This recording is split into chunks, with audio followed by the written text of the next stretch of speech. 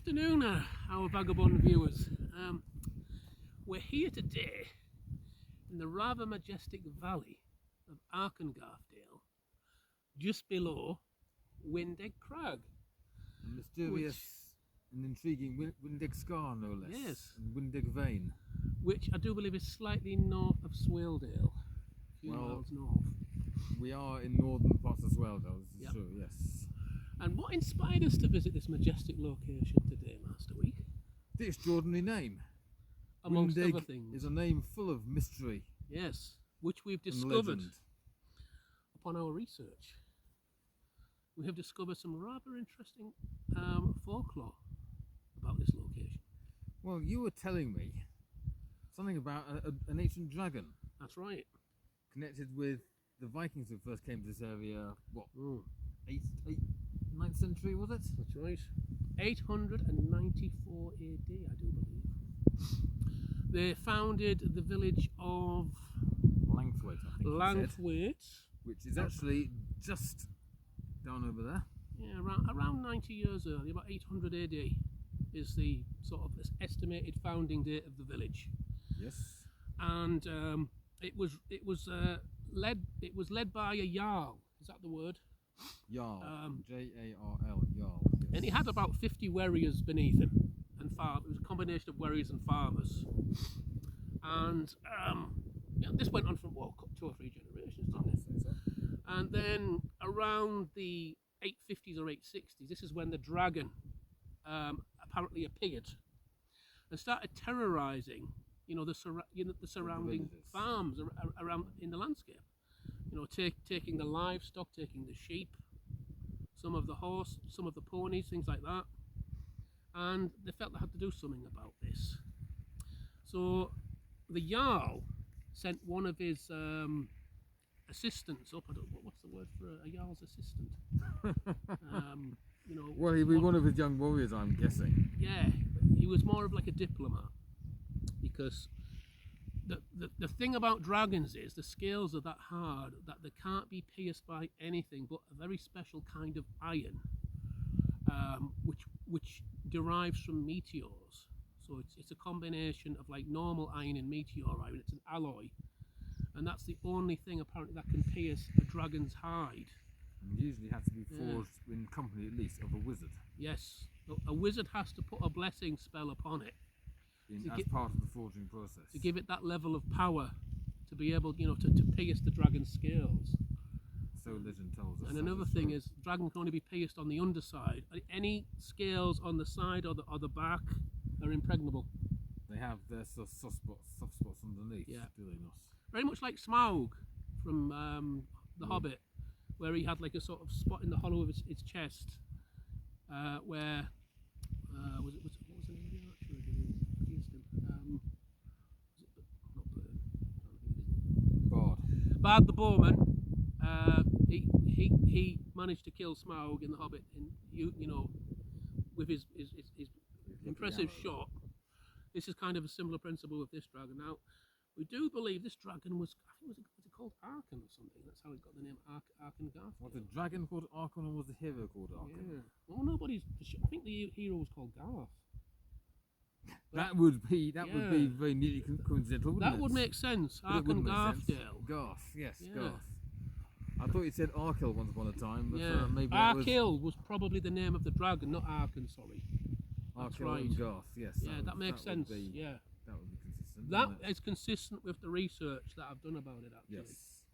I do believe the dragon was 94 feet in length, so it was quite an Yeah, a big impressive size. I think he took up residence upon the crag, Yeah. didn't he? Matching wingspan as well. Yes. Very intelligent dragons are very intelligent. And legend has it that he was at least 500 years old, because they're very long lived as well, dragons. I wonder where he'd come from. Yeah, I do believe he came from Scandinavia. He flew Right, over. Yes, that would fit it too, wouldn't Using it? the winds, thermals across the North Sea, if there Yes. is any thermals. Well, they would be very strong flyers, of course. Dragons are very good at gliding. apparently. It would give him no trouble crossing the North Sea, would it now? So they basically sent this bold young warrior who was he had a silver tongue on him, and I think was he the one who was called Garth or was it someone else? I think Garth was our, I was going to say dragon slayer, but Yeah. didn't actually slay the dragon, He didn't did actually slay the dragon.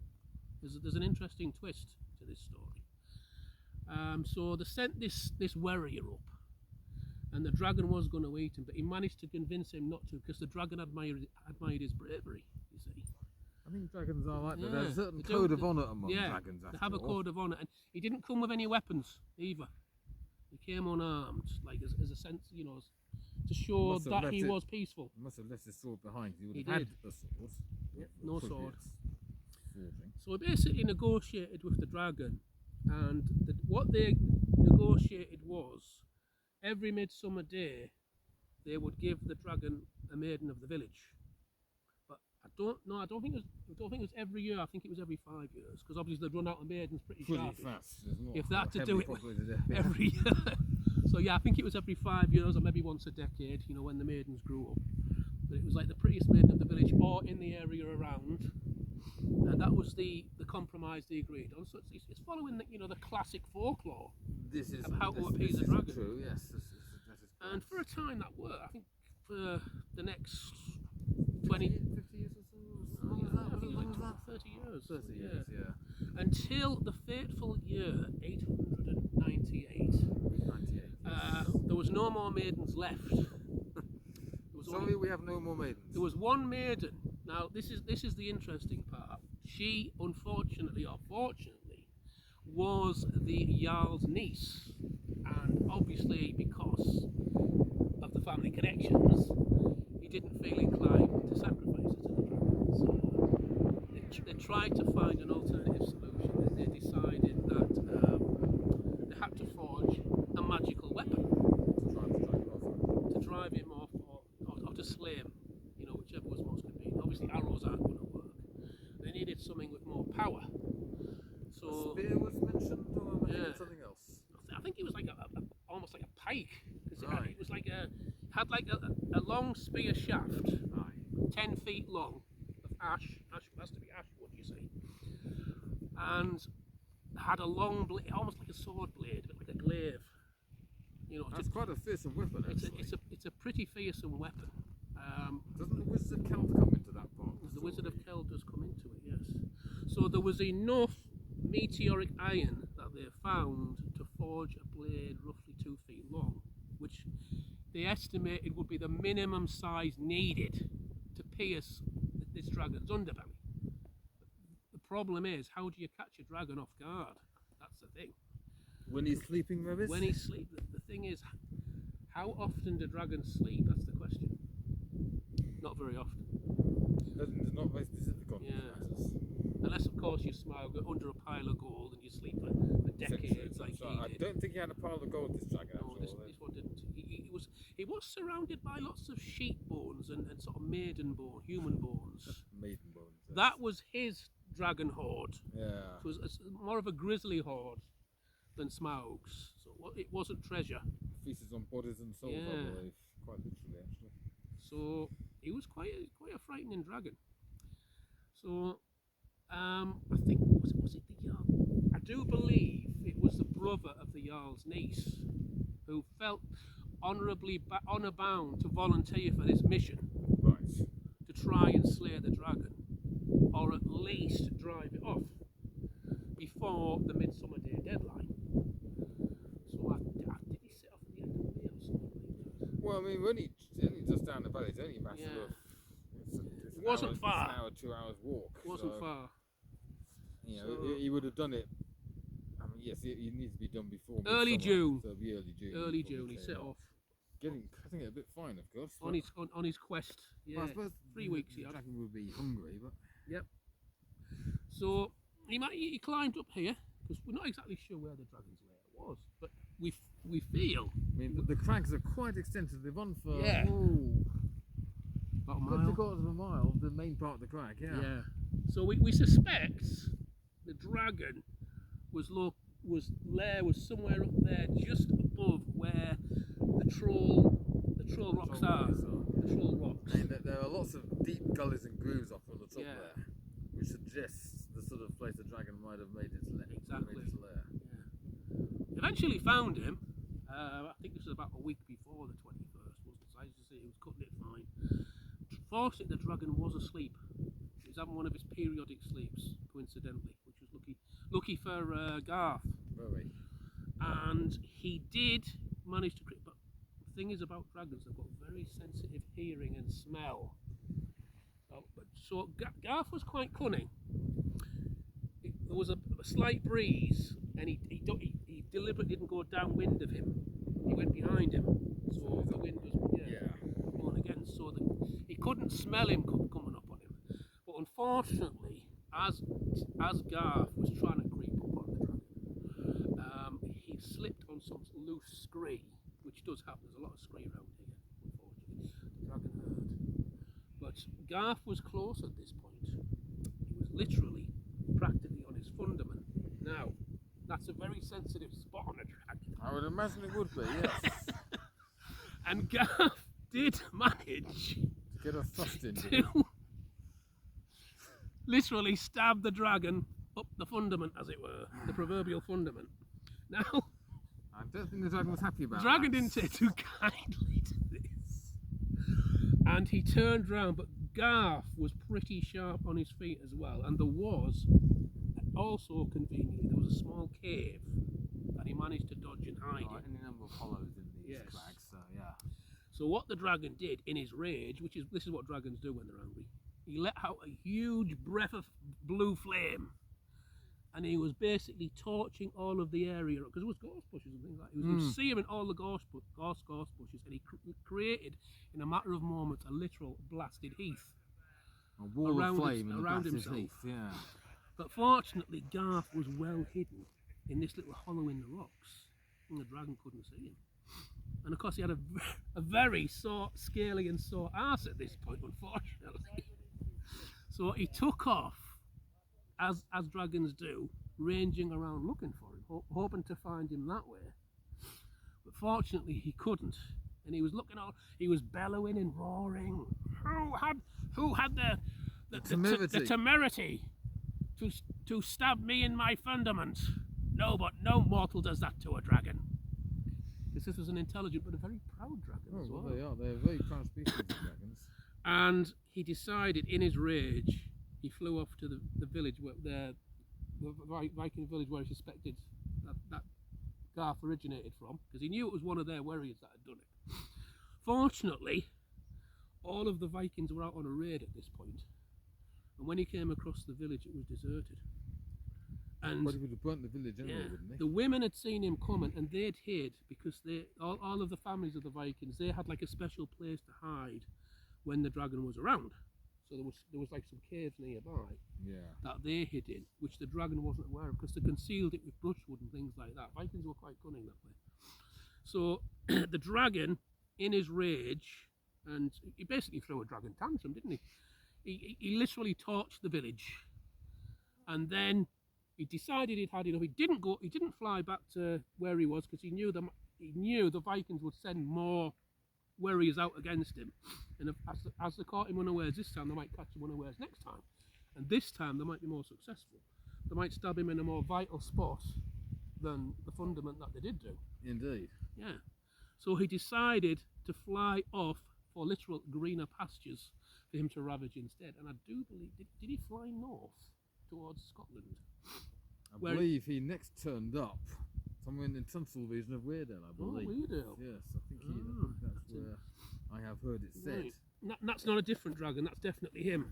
Well, it may be. The legends get confused on this point, but it's possible that it's all we know dragon. is he abandoned Arkengarthdale for good, because even though dragons like it easy, basically, and if they have any problems at all, someone brave enough to risk taking them on. But they're basically cowardly creatures. Most of them. Well, I think they want an easy life, as you say. Yeah, and he wasn't a big supply of virgins. Yeah. Well, he did have that originally. Yes, that's right, but because she was the last virgin in the village, and she was coincidentally the Jarl's niece.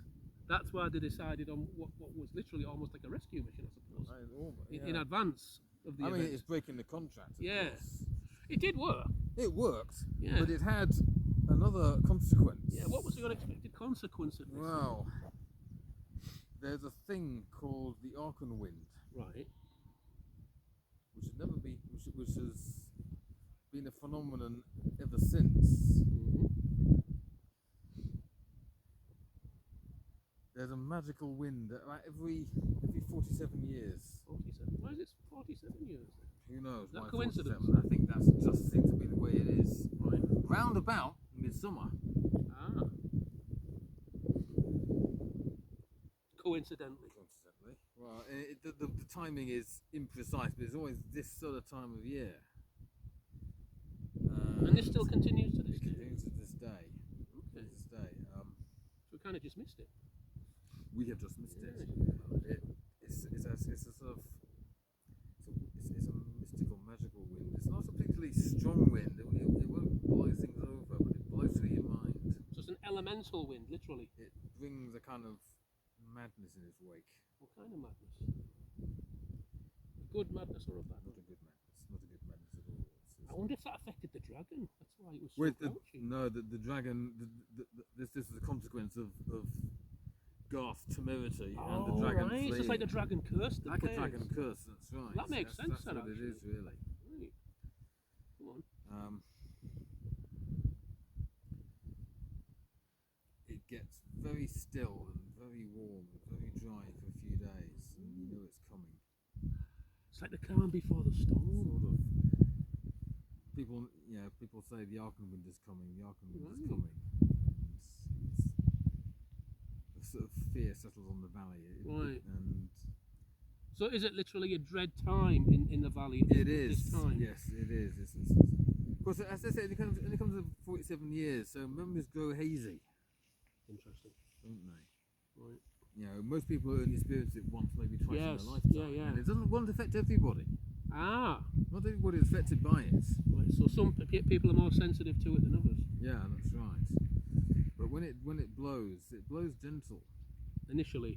Well, as a wind, it blows gentle. Ah. But it goes in the chambers of the mind. Right. And it can cause madness. And it brings madness, and it brings murder. Does it bring death? It brings death in its wake. And it rattles Scary. down Arkangarthdale, Right. and then down Swaledale, down to Richmond. Whoa. Yeah, it has quite a reach when Right. it comes. It lasts a couple of days. It Yeah. doesn't last for all that long. I'm glad it doesn't last very long. And it sort of fizzles out. It dissipates just sort of around the Sort of Richmond area. naturally. Yeah, naturally. Right. It's a loses its focus. Has the curse kind of lessened in effect over the centuries since the dragon left? Or Not is it still noticeably, fairly- no. It has every time it blows. So it like regenerates itself. Yes, that's right. Could it be connected to the lake?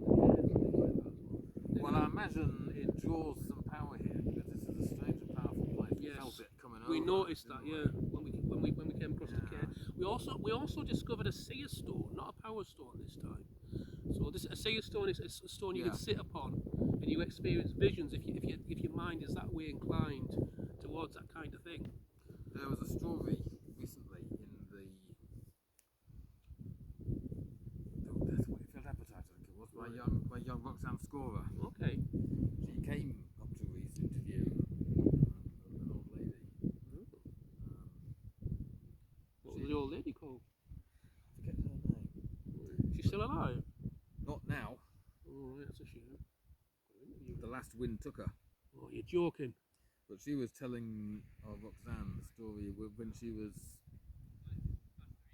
in her 40s, Right. living just down the This is the last bad wind then that they had. Yeah, that's right. She was Right. telling the story that she and two friends are going to celebrate a birthday in Richmond. Right. And this lady. The 40th maybe. It was the 40th of a friend. So Right, got that's you. right, 40th of a friend. I Keith's think it birthday, was. right. And they thought they were going to go down to Richmond. They never got there, of course. Oh dear. Well, I mean, they knew the wind was coming. They could feel it. Right. Could they not take precautions against this wind? Not or really. Just have to hope. I anything? think. What a shame. The lady in the store, the lady who Roxanne interviewed, I mean, apparently she developed a really bad migraine, and so she sort of. Is that one of the signs then? Well, it affects different people different ways. Some people no way at all, but she apparently developed a very bad migraine, and Right. so she was unable to go anywhere. I think it's just Which is maybe lucky. retreated into the darkness of her house. Oh, Her friend lived across the valley. right. One house over there, I believe. actually. That's interesting. Apparently. Mm-hmm. Apparently, she was in a car. Right. She drove the car into a ditch, stripped all her clothes off, What? and then just ran up the valley. And the farmer stopped her. She stripped naked. Didn't know what she was doing. Farmer wasn't in her stopped right her, mind, literally.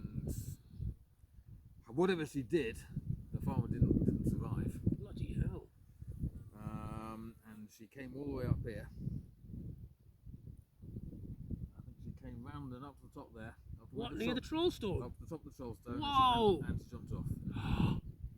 Oh man, that's scary. Of course, she didn't survive. Obviously not. So we had a dead farmer, a dead woman, Gordon Bennett. and I think That's another serious, another friend of hers, who's supposed to be on this little jaunt down to Richmond. Well, this place must be considered cursed because of that. That wouldn't go as far as that in itself, but it's certainly not. How long ago was this again? This was 1979.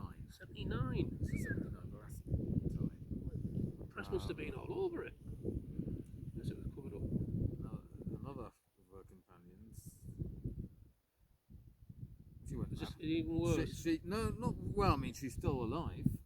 She's in a care home in Richmond. She doesn't speak to anybody.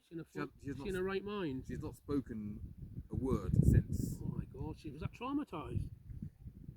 She jumped into the river, and they pulled her out, but she didn't speak. She was struck dumb. She was struck dumb. Did they know why? Well, other than the wind, Did they not try hypnotism? You know, like to hypnotize. they tried a few things, but she would not speak. Bloody hell, that's serious. She's been in Richmond in the care of Richmond ever since. So she basically like hospitalised, whatever the phrase is. Yeah. Like sectioned. Effectively, yes. Oh my She's God. been in care ever since, unspeaking, almost unable to. This wind is dangerous, isn't it? But a lot of other people are not affected at all. So it's only certain people that's affected. We don't know why some are, some aren't. Yeah. Is it kind of, you know how some people like when they say there's a full moon, some people sort of act on that. Is it kind of like I suppose related to I that suppose kind of it's urban a similar legend? kind of thing, yeah. That's interesting. Yeah. But scary at the same time. So scary at the same time. Yeah. God, So I wish you'd never brought me again now. So the next one is some due bad vibes. in 2026. Hell, well, I won't be coming here on that particular date then, if that's the case. For sure. We'll be avoiding that for within for a that few sort weeks month. of midsummer. Who knows? Something else might happen. You know, some bad things might happen on that particular date in 2 years' time. And this has gone on ever since the dragon left. Oh bloody hell! I mean, they didn't think of the consequences of their actions, did? I mean, they got rid of the dragon, Well, who would have expected something like that? but they left something almost as bad in its way. Something just as unpleasant has been left Yeah. behind. Bloody hell! I mean, and all is that also a reflection of just how powerful dragon curses can be? Yes. Scary thought. You do not mess with dragons. And if you're gonna stab a dragon, make sure you bloody kill it. Yes. I think that's the moral of the story. Obviously, there's karmic consequences if you don't. The fateful consequences have lasted over 1,000 years. They have. In Arkengarthdale. There's no sign that would ever stop. So as he says, that's the moral of the story. So for there you are, the mysteries of Windig revealed. any of our vagabond viewers, if you were considering visiting this particular, Windig Crags in June 2026, maybe it's best to avoid it, just in case you're susceptible. I would avoid to the dragon curse. whole month of June. Just to be sure. Just to be sure. And I think on that inspiring note, we can end our video. And we hope you enjoyed it and were informed at the same time, as much as we enjoyed telling it. And I shall say farewell for now, for now, our vagabond viewers. And if you feel inclined, please like, comment and subscribe. Thank you very much for now.